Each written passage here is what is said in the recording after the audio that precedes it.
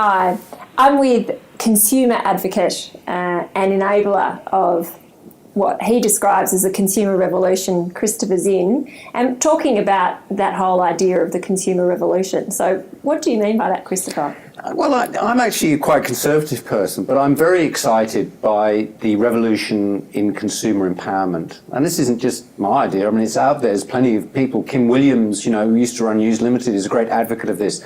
It's basically technology has put a lot of power in our hands. And of course, the technology to find out information, to find out prices, to connect, and all the things that everyone would know about. But the problem is, how do we use that power? It's one thing to have it. How do we use it? And I suppose I'm interested in making sure that we use it for our collective good as well as our individual good, so the revolution actually does drive real change in markets, that we're not distracted by some of the free little baubles and distractions that inevitably happen in any revolution.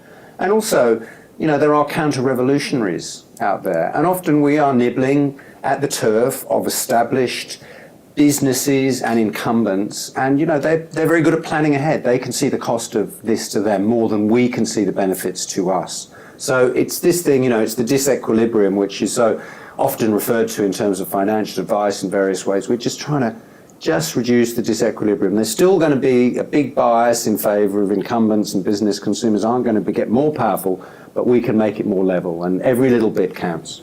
So one of the things you've talked about is consumers joining together and have more purchasing power. Tell us about some of the projects you're working on that gives consumers that sort of. Yeah, look, I mean, the first one of these was the big electricity switch. And this was a time when electricity prices were going through the roof. There were comparison sites out there for people to find electricity.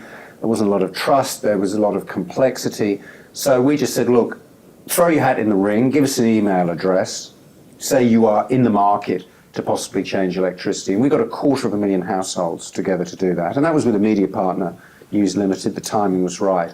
And with that 250,000, we could go to the big electricity companies, because the small guys really couldn't handle that kind of volume, and say, look, we don't know how many people will convert, but if you can put an offer into this market, which they couldn't find on screen or by phoning up, it's got to be a below market offer.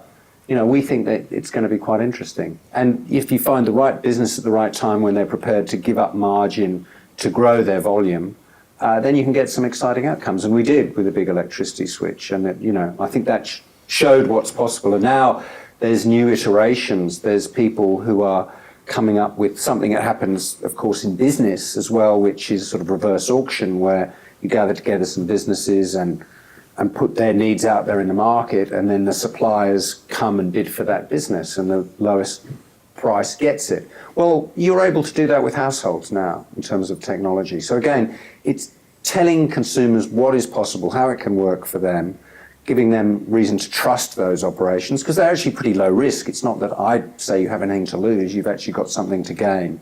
And all of these things can sort of move markets on as they push a bit of power back to us.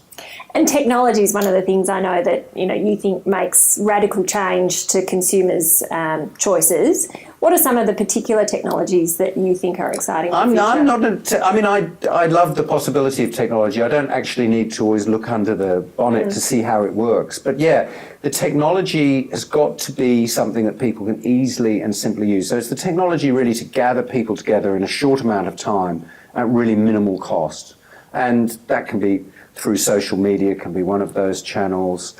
It can be the ability for them also to monitor and measure. That's another exciting thing. I mean, we just look at electricity, for example, because electricity, so much is going to be changing with electricity in the next few years. It already is. Solar panels, we're going to have storage very soon. There's going to be a great devolution, decentralization. There's going to be, in some markets we've already got smart meters, but then there's the applications that you can really do interesting stuff with that. So electricity is really moving on, and I think that's, what was a very boring, commoditized product, you've got to bill once every 3 months. It's going to change in a way that people have seen telephony change from the old landline to all the different options that are available now. So again, it's kind of working with people and their expectations, because actually often these things take a bit longer than you'd like them to, or they should, because the technology doesn't always work, to make sure that it's human and concentric, human and consumer focused. Yeah. That's the key thing. So then finally, what are you've spent many years being a consumer advocate. What are the few things that consumers should be looking out for or should be doing to protect their interests? I'd say the first one is not to be in a rush. The most consumer unfriendly thing in the world, as far as I'm concerned, is that I'm busy. Everyone says to each other, I'm busy. Are you busy, busy, busy? As soon as you're busy, you're not using your judgment in all sorts of ways. But certainly when you're in a market looking for something, that's one thing if it's a sandwich at lunchtime when you're in a rush. But if it's these things that tend to roll over beyond going, insurances, utilities, financial services, actually you don't need to take a lot of time, but you need to take a little bit of time. And that's kind of one of my little things I call the determined consumer. You've got to be a bit determined. You've got to be prepared to do a little work. And it's not hard. It needn't be difficult. But if you expect to be spoon-fed, as with anything in life, I won't say you necessarily be short-changed, but you won't get the kind of advantage that you should do. So the number one thing I'd say is don't be in a rush.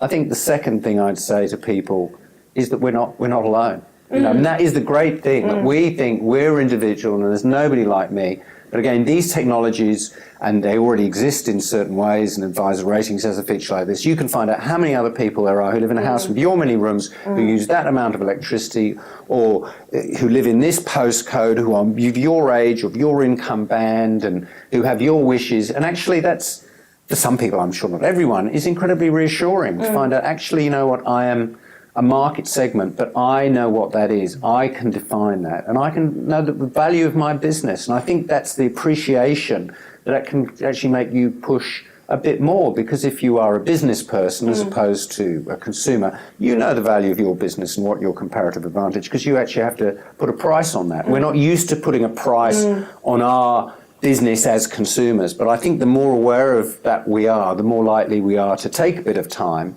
be a little bit determined, and get better outcomes. So sometimes that's in price, but it's also in terms of less worry, certainly around insurances and nasty surprises, and less time. So to me, it's time, worry, and price. Those are three things that people want to get the minimum amount of heartache around. And that's possible, but it does take a little time, and realise that you're not alone. Yeah. Oh, that's great advice. Thank you very much, Christopher.